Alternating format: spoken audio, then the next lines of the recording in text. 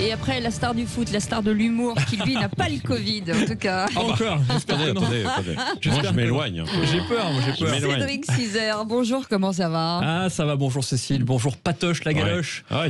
Il paraît que dans les soirées mondaines, on vous appelle comme ça maintenant, c'est vrai ou pas? Oui. Bah, c'est les soirées sans moi, en tout cas. Vous n'avez pas le temps, vous dormez.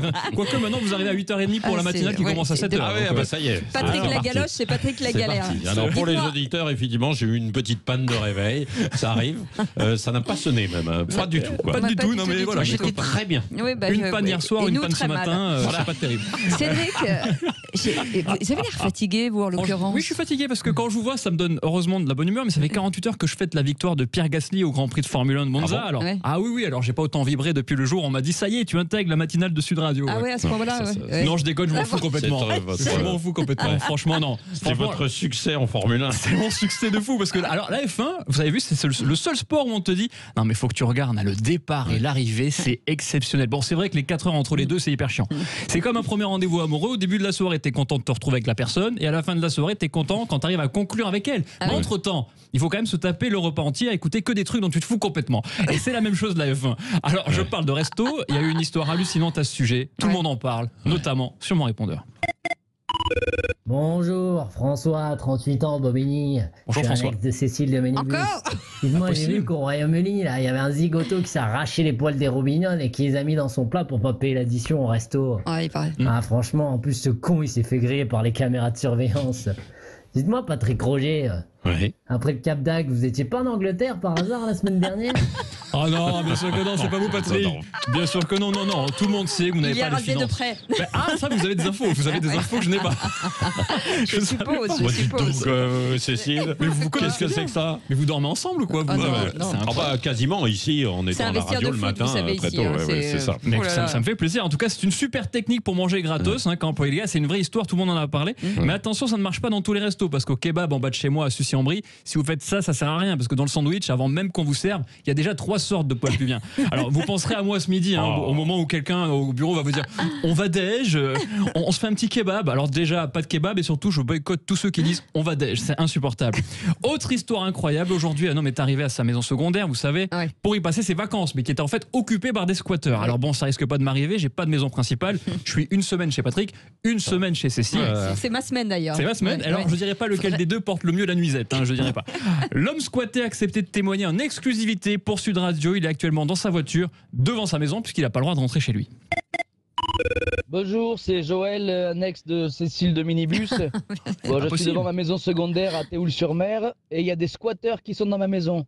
Bon, eux, ils ont l'air bien là. Moi, je suis dans ma voiture et eux, ils mangent tranquille sur ma terrasse. J'en vois un là, le gars, il porte mon slip fétiche en plus. Ah bah, il utilise aussi ma brosse à dents. Ah bah, il utilise aussi ma femme, non. Oh là là. Non, ma femme, ok, mais pas sur le buffet de mamie romaine, non. Ah, mais le pauvre quand même. C'est incroyable cette histoire. Vous avez vu, tout le monde en parle aussi. C'est quand même beau. La loi française, c'est fou. Parce qu'il y a des gens qui rentrent chez toi par effraction. Ils changent tes serrures. Ils font du homestaging chez toi. Mais non, pardon, c'est plus chez toi. C'est terminé. Il faut prouver à la justice que t'es le propriétaire des lieux. Et si tu essaies d'expulser toi-même les squatteurs, ils peuvent porter plainte contre toi. Mais c'est quand même incroyable. Alors, en fait, imaginez si tout était comme ça dans la vie, Patrick, Cécile. Imaginez que voilà, t'es au resto avec ta meuf, tu vas aux toilettes, tu reviens, un mec est assis avec ta meuf à ta place et a bouffé ton plat. Et ben non, tu dis rien. Selon la loi, tu peux rien dire. Donc qu'est-ce que tu fais? Tu vas payer l'addition, le mec qui rentre chez toi avec sa meuf et tu perds et tu fermes ta race, c'est tout. Donc je trouve ça incroyable. En fait, c'est ce qui est arrivé au pauvre François Hollande, souvenez-vous. Et oui, souvenez-vous, un jour, un squatteur est rentré chez lui et maintenant, ça fait 3 ans que Macron est à l'Elysée. Voilà. Je vous avais dit. Je vous ai dit, cette chronique était sans concession, c'est incroyable. Alors on écoute le message suivant qui concerne le geste sportif de la semaine. Une folie. Ah oui. Bonjour Cédric, c'est Mounia, 24 ans. Je t'appelle de Roubaix, dans le sud de la France. J'ai vu que Novak Djokovic avait été disqualifié de l'US Open pour avoir tiré une balle de tennis dans la tête d'une juge de ligne. Elle a pas de chance, la pauvre. Si elle avait été visée par Benoît Paire, il ne l'aurait jamais touchée. C'est pas sympa. Non mais c'est pas sympa, Mounia. Mounia. Vous avez là une voix toute douce et bam, elle balance une saloperie. Alors en plus c'est pas vrai parce que c'est faux. Benoît Paire, c'est un joueur pour ceux qui tout le monde ne le connaît pas. Ah si, Benoît Paire, si tout le monde connaît la chatte quand il crève la chatte comme ça. Vous savez. C'est pas la balle qu'il aurait jetée, c'est la raquette. Exactement, c'est la raquette qu'il aurait jetée. Et Cécile, elle me fait mes vannes à ma place et ça me fait plaisir. Bravo Cécile. Parce que le pauvre Novak Djokovic, lui, il a même pas fait exprès de tirer sur la juge de ligne. Il voulait juste la réveiller parce qu'elle fait le métier le plus chiant du monde quand même. Juge de ligne, tu passes 5 heures à regarder juste la ligne alors qu'il y a des mecs extraordinaires qui jouent, tu regardes que la ligne.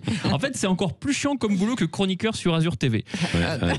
Bon, on embrasse Eric Revel comme tous les matins. Tous les matins. Pour finir, et on a la chance. 2 auditeurs de plus, bam. Bam. Allez, pour finir, on a la chance d'avoir un grand journaliste et animateur qui m'a laissé un message. Bonjour Cédric, c'est Pascal Trot, journaliste apolitique, mais surtout pas de gauche. Hein. Ah oui. Alors maintenant, vous nous supprimez les jours fériés. Quand on marche sur la tête, on est pollué par les écolos, les féministes, les véganes, les gens de gauche, les socialistes, les communistes, les insoumis. Non mais oh, les jours fériés, c'est le symbole de la France.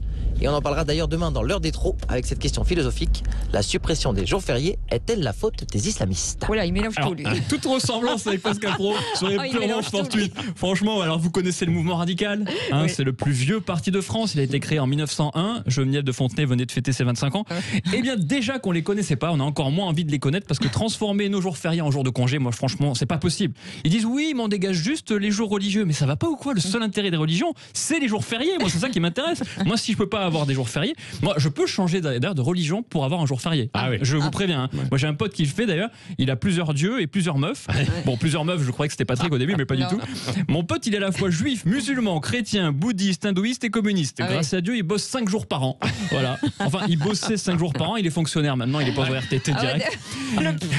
Ça y est, tout le monde mange ce matin. Ben oui, tout le monde. Voilà. Je mets pour tout le monde. Je veux mon procès. Et d'ailleurs, aujourd'hui, chez les témoins de Jéhovah, c'est férié. Donc, vous comprendrez que je vous laisse. À demain. Merci beaucoup. Et il vient toujours par deux. Merci. Cédric, 6h chaque matin. Le moment humour sur Sud Radio. J'essaye. Bon, très bien. Et à retrouver bien sûr en chronique sur sudradio.fr et éventuellement demain. Chez moi aussi. Demain. Chez moi et demain. On peut se retrouver demain. Ok, d'accord. Allez, bonne